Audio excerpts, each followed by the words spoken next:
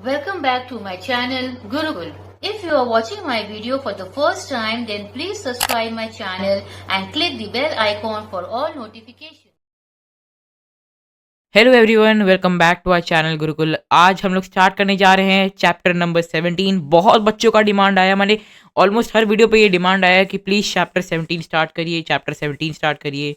Trigonometry सबको जानना है और मैं आप लोग को इतना गारंटी दे सकता हूँ कि इस चैप्टर को जो बच्चा ध्यान से पढ़ेगा उसको मतलब इतना मज़ा आएगा ना उसको इस चैप्टर में। मैं मजाक भी नहीं कर रहा हूँ। ये आपके पूरे क्लास 9th सिलेबस का and also class 10th syllabus का दी इजीएस्ट चैप्टर है। 10th का मैं नहीं बोलूँगा, 10th में आपका कोऑर्डिनेट ज्योमेट्री इजी हो जाता है, बट 9th का तो ये आपका इजीएस्ट चैप्टर है ऑन गॉड सेक। मैं इसलिए इसको इजीएस्ट बोल रहा हूँ। कोऑर्डिनेट ज्योमेट्री जिसके बाद का चैप्टर उसको इजी नहीं बोल रहा हूँ क्योंकि उसमें ना आपका वेटेज थोड़ा कम रहता है। कोऑर्डिनेट ज्योमेट्री का वेटेज उतना ज़्यादा नहीं आता है जितना आपके नॉर्मल ज्योमेट्री का आता है क्लास 9th में। वही ट्रिग्नोमेट्री का रेशियो थोड़ा, ट्रिग्नोमेट्री का वेटेज थोड़ा ज़्यादा आता है, तो स्कोरिंग थोड़ा ज़्यादा है, ठीक है ना। तो आप लोग को मैं बोलूँगा प्लीज़ ट्रिग्नोमेट्री इस चैप्टर को और इसके बाद वाला चैप्टर जो चैप्टर 18 है वो भी ट्रिग्नोमेट्री के ऊपर बेस्ड है। इन दोनों को इतने अच्छे से कर लेना, इतने अच्छे से कर लेना, क्योंकि अगर तुम नहीं करते तो तुमको ये चैप्टर 10, ये जो चैप्टर है ट्रिग्नोमेट्री 10th में रुला देगा थोड़ा सा, ठीक है ना।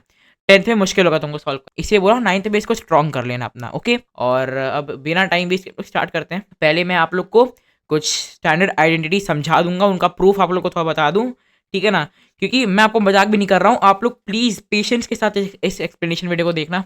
मैं इसलिए बोल रहा हूँ बिकॉज मैं आप लोग को हर एक रूल का प्रूफ दिखाऊंगा, और एक बार आप उस प्रूफ को समझ गए ना, मैं मजाक भी नहीं कर रहा हूँ। यूट्यूब पे जितने भी टिप्स एंड ट्रिक्स चल रहे हैं ना कि आप साइन कॉस टैन का फॉर्मूला ऐसे इस तरीके से याद रख सकते हो, मैं मजाक भी नहीं कर रहा हूँ। कोई फॉर्मूला का नीड नहीं होगा, आप आराम से पूछिए आपको कि साइन थीटा p/h, तुरंत आप लोग बोल दोगे, तुरंत एकदम, ठीक है ना। तो हम लोग स्टार्ट करते हैं फटाफट से। अब देखो होता क्या है, एक ट्राइंगल होता है, ठीक है ना। एक ट्राइंगल होता है, अब उस ट्राइंगल में होते 3 एंगल्स, है ना। अभी तक हम लोग ने ज्योमेट्री में एक ट्राइंगल या एक क्वाड्रिलैटरल, उसके हम लोग ने मल्टीपल साइड्स के बारे में जाना, मल्टीपल साइड्स के बारे में हम लोग ने जाना। अब हम लोग क्या करेंगे, हम लोग एंगल्स के बारे में जानेंगे। आपको याद होगा मैंने चैप्टर 10 ट्राइंगल्स के एक्सप्लेनेशन वीडियो में ये बताया था कि एक ट्राइंगल के पास 6 एलिमेंट होते हैं, 6 एलिमेंट होते हैं इन अ ट्राइंगल, जिसमें 3 होते हैं साइड्स और 3 होते हैं एंगल्स, ठीक है ना। साइड्स का डिस्कशन होता है आपके वो नॉर्मल ज्योमेट्री के ऊपर, नॉर्मल ज्योमेट्री में मोस्टली साइड्स के बारे में डिस्कशन हो रहा होता है। अब हम लोग लेकिन ट्रिग्नोमेट्री में बात करते हैं सिर्फ और सिर्फ एंगल्स का, और एंगल्स का सॉल्विंग के टाइम पे हम लोग थोड़ा बहुत साइड्स का नॉलेज यूज कर लेते हैं, और मोस्टली हम लोग का अब होगा ध्यान एंगल्स के ऊपर। ऑलराइट, स्टार्ट करते हैं। सबसे पहले आप लोग के सिलेबस में है एक राइट एंगल ट्राइंगल के ऊपर ट्रिग्नोमेट्री है, ठीक है ना। अब देखो ट्रिग्नोमेट्री जो है उसमें जो एंगल्स का रिलेशन होता है वो हर ट्राइंगल के लिए होता है। ये सुनो, अभी अभी खाली सुनो, मैं तुमको जो बोल रहा हूँ, जब मैं लिखना स्टार्ट करूंगा तब तुमको अगर कुछ लिखना होगा तो लिखना, बट अभी सुनो खाली। तो देखो जो एंगल्स होते हैं वो हर ट्राइंगल में होते हैं, तो ट्रिग्नोमेट्रिकल रेशियोज हर ट्राइंगल के लिए डिफाइंड है, बट तुम्हारे सिलेबस में हम लोग राइट एंगल ट्राइंगल के साथ डीलिंग करेंगे बिकॉज उसमें ट्रिग्नोमेट्रिकल रेशियोज फाइंड करना सबसे इजी होता है, समझे। ऑलराइट, अब देखो ये चैप्टर का तुम अच्छे से कर लेना, कॉज तुमको ये 11th और 12th में लगेगा, चाहे तुम साइंस लो चाहे तुम कॉमर्स लो। तो अभी मैं एक काम करता हूँ, एक राइट एंगल ट्राइंगल ड्रॉ कर लेता हूँ, ठीक है ना। ठीक है, ये है ए, ये है बी, ये है सी, ये है 90 डिग्रीज।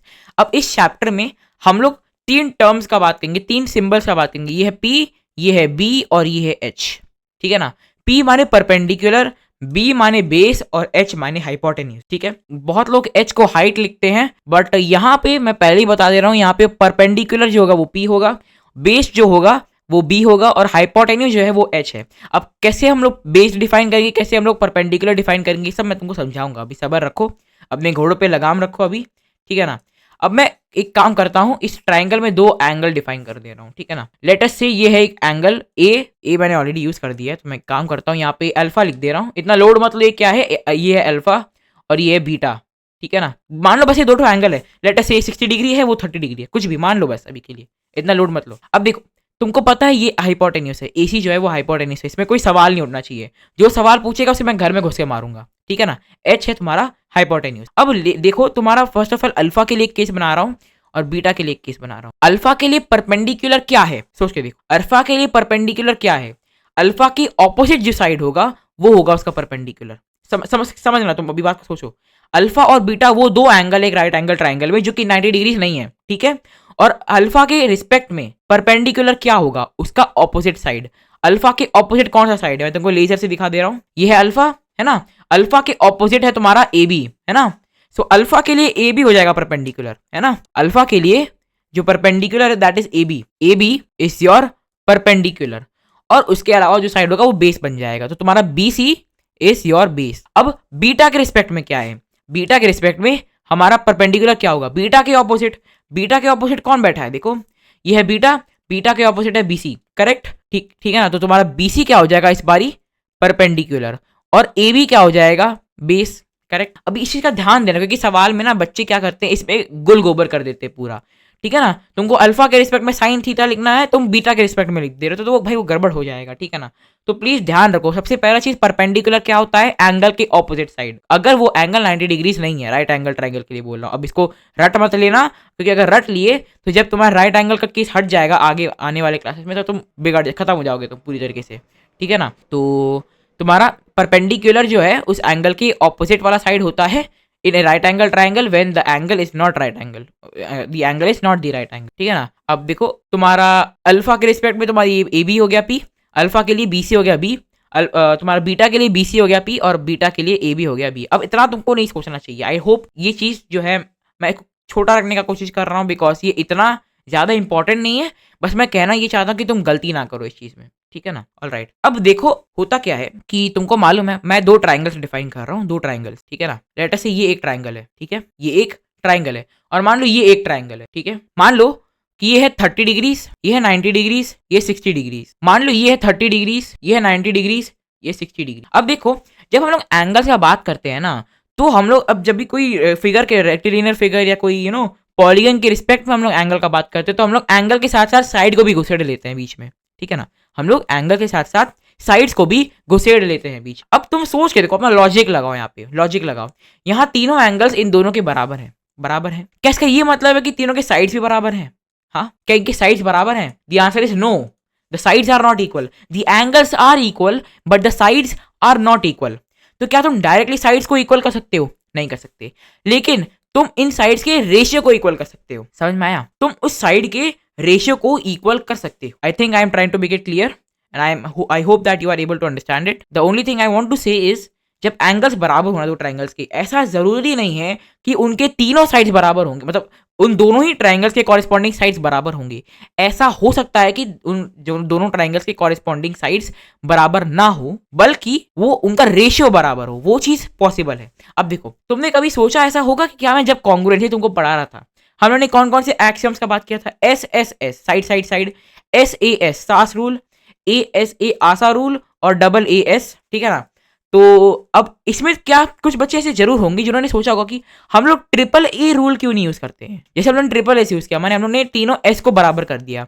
हम लोग ने डबल एस और एक ए यूज किया, माने दो साइड और उसके बीच का एंगल बराबर। फिर हम लोग ने दो एंगल और उसके बीच का एक साइड बराबर प्रूफ किया, और फिर दो एंगल और एक तीसरा साइड हम लोग ने बराबर प्रूफ किया। लेकिन हम लोग ने कभी ऐसा नहीं किया कि तीनों एंगल बराबर प्रूफ कर दिया। इसका सिंपल रीजन है ये, कुछ ऐसा हिसाब किताब बन जाएगा तुम्हारा, और वो ट्राइंगल कॉन्ग्रुएंट नहीं होगा। वो तब क्या होगा, तुम्हारे ट्राइंगल सिमिलर हो जाएंगे, जो कि क्लास 10 का कॉन्सेप्ट है, ठीक है ना। तो उस सिमिलैरिटी वाले चैप्टर में तुम लोग पढ़ाया जाएगा कि जो सिमिलर ट्राइंगल्स होते हैं उनके साइड्स का रेशियो इक्वल होता है, इसके साइड्स का रेशियो इक्वल होता है, माने इसका साइड और इस साइड, इन दोनों का जो रेशियो होगा वही इस साइड और इस साइड का रेशियो होगा। समझ में आया ना? माने इसके परपेंडिकुलर और इसके परपेंडिकुलर का जो रेशियो होगा वो उसके हाइट और इसके हाइट का रेशियो होगा। कहने का मेरा ये मतलब है। तो माने जिन ट्राइंगल्स में एंगल बराबर होते हैं उनको उनके साइड्स को ना तुमको रेशियो की हेल्प से कंपेयर करना होता है। बस इतना कहना चाह रहा हूँ, ठीक है ना। जब भी एंगल बीच में कूद जाए तो तुमको साइड्स को कंपेयर करने के लिए रेशियोज का इस्तेमाल करना होगा, उन्हीं साइड्स का रेशियो का इस्तेमाल करना पड़ेगा। समझ में आया? ठीक है ना। बस इतना है, ज्यादा लोड नहीं लेना है, अभी खाली सुनते जाओ मैं क्या क्या कह रहा हूँ, ठीक है ना। अभी कुछ लिखना नहीं है तुम। अब देखो, मान लो मैं एक और ट्राइंगल यहाँ पे बना दे रहा हूँ, अल्फा थीटा, ये थीटा मान ले रहा हूँ मैं, कोई 90 डिग्रीज है। अब इस थीटा के रिस्पेक्ट में तुम साइड्स के कितने एंगल बना सकते? थीटा के रिस्पेक्ट में सबसे पहला चीज तुम्हारा परपेंडिकुलर क्या होगा? थीटा के रिस्पेक्ट में तुम्हारा परपेंडिकुलर ये हो जाएगा और बेस ये हो जाएगा। थीटा के ऑपोजिट परपेंडिकुलर, वरना फिर बेस, यहाँ पे हाइपोटेन्यूज है ना। अब सोच के देखो, तुम थीटा के रिस्पेक्ट में कितने रेशियोस लिख सकते हो साइड्स के? थीटा के रिस्पेक्ट में तुम साइड्स के कितने रेशियो लिख सकते हो? ठीक है ना, कमेंट करके बताओ मेरे को। The correct answer is 6। ठीक है, कैसे देखो, पहले परपेंडिकुलर को ले लो, परपेंडिकुलर डिवाइडेड बाय एच कर दो, बढ़िया है। परपेंडिकुलर डिवाइड बाय बेस कर दो, बढ़िया है। परपेंडिकुलर बाय परपेंडिकुलर तो 1 होगा, तो उसको तो तुम लोगे नहीं रेशियो में। अब हाइट में आ जाओ, हाइपोटेन्यूज में आ जाओ। हाइपोटेन्यूज बाय परपेंडिकुलर हो सकता है, हाइपोटेन्यूज बाय बेस हो सकता है, करेक्ट बात। अब बेस पे आ जाओ, बेस बाय परपेंडिकुलर हो सकता है और बेस बाय हाइपोटेन्यूस हो सकता है। तो टोटल तुमने 6 लिख दिए, 6 रेशियोज लिख दिए, ठीक है ना, बढ़िया है। ऑलराइट, अब इन्हीं रेशियोज को हम लोग नाम दे देते हैं। क्या करते हैं, नाम दे देते हैं, नेम कर देते हैं इनको। जैसे तुम्हारा नाम अमित, तुम्हारा भाई का नाम सुजल, तो तुमने नाम है, तुम्हारा नाम है तुम लोग का, ठीक है ना। ऐसे ही हम लोग ने इन रेशियोज को भी नाम दे दिया है, समझ में आया ना। इन रेशियोज को हम लोग ने नाम दे दिया है, इनका नॉमेनक्लेचर कर दिया है, बढ़िया बात है। अब आओ कुछ नाम के बारे में जानते हैं। सबसे पहला रेशियो है परपेंडिकुलर बाय हाइपोटेन्यूस, ठीक है। इसको बोलते हैं साइन थीटा।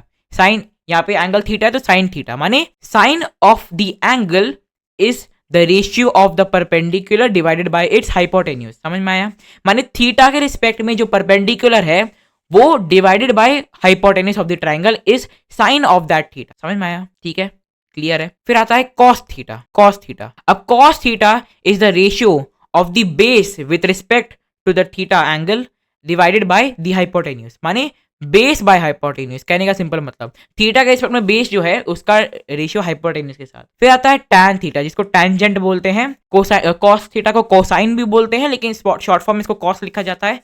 टैन थीटा को टैंजेंट बोला जाता है तो इसको शॉर्ट फॉर्म में टैन लिखते हैं। Tan theta is the ratio of perpendicular by base, ठीक है ना, परपेंडिकुलर बाय बेस। अब ध्यान से देखो, ध्यान से देखो, अगर तुम साइन थीटा और कॉस थीटा को डिवाइड कर दोगे तो तुमको टैन थीटा मिल जाएगा। दिख रहा है तुमको, P by H divided by B by H is P by B, जो कि होता है टैन थीटा। तो इसके ऊपर भी हम लोग अभी आएंगे, ठीक है ना। ये मत सोच लेना कि नाम कर देने के बाद तुम्हारा ये चैप्टर खत्म होने वाला है, बिल्कुल भी नहीं। अच्छा, साइन कॉस और टैन से हम लोग ने डील कर लिया। अब इसी का उल्टे के साथ हम लोग डीलिंग करेंगे, इसी को उल्टा करके हम लोग डील करेंगे।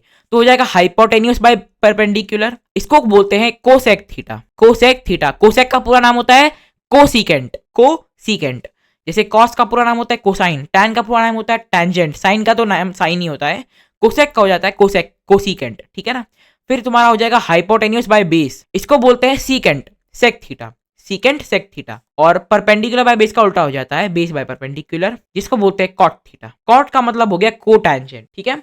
अब ये जो है तुमको इसको याद करना ही पड़ेगा। अब देखो कुछ टिप्स एंड ट्रिक्स होते हैं, ठीक है ना। जैसे हो गया पाकिस्तान भूखा प्यासा, हिंदुस्तान हरा भरा, ऐसे कुछ है। फिर या फिर तुम है ना पंडित बद्री प्रसाद हर हर बोले, ये सब टाइप का तुम टिप्स एंड ट्रिक्स यूज कर सकते हो। बट मैं इतना ही बोलूंगा भाई तुमको कि जितना जल्दी हो सके इन टिप्स एंड ट्रिक्स से दूर भागो, जितना ज्यादा हो सके उतना जल्दी तुम इस रेशियोज को याद कर लो। याद करने से मेरा मतलब तुम इसको सॉल्व इतना करो कि वो अपने आप तुम्हारे दिमाग में याद हो जाए। समझ में आया। स्टार्टिंग में अगर तुमको लगता है तुमको साइन का फॉर्मूला ही देखना है, देखो, बट सॉल्व इतना करो कि तुम्हारे दिमाग में प्रिंट हो जाए। कोई भी पूछे sine theta perpendicular by hypotenuse, तुरंत तुम्हारे मुंह से निकले। समझ में आया ना। क्यों? क्योंकि बहुत यूज होगा ये जो चैप्टर है, इसका बहुत ज्यादा डिटेल यूज होने वाला है 10th 11th और 12th में। 10th में उतना नहीं होगा बट 11th 12th में तो होगा ही होगा। मतलब तुमको तुम्हारा जान ले लेगा ये चैप्टर, इतना ज्यादा इंपॉर्टेंट है। तो अगर तुम इसी टिप्स एंड ट्रिक्स के पीछे भागोगे ना तुम स्लो हो जाओगे, और जितना तुम स्लो होगे उतना ज्यादा मुश्किल होगा तुम्हारे लिए सवाल सॉल्व करना, ठीक है ना। तो you have to be fast, you have to be quick.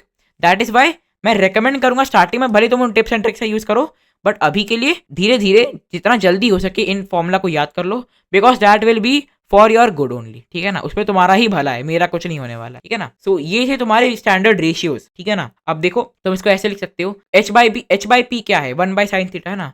तो तुम कोसेक थीटा को equal to 1 by sine theta लिख सकते हो। सिमिलरली सेक थीटा को 1 बाय कॉस थीटा लिख सकते हो, है ना। और कॉट थीटा को 1 बाय टैन थीटा लिख सकते हो।